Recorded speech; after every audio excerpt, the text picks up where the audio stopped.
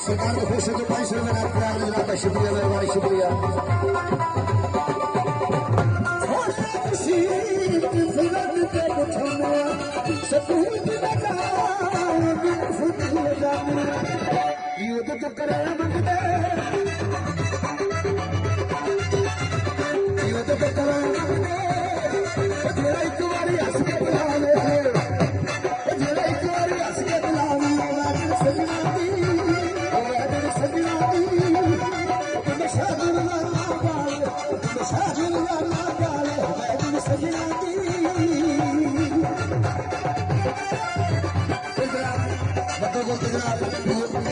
सरकार को खुश होकर फिर जनाब 500 रुपये मतलब 1000 रुपये नकदी के जनाब का शुक्रिया।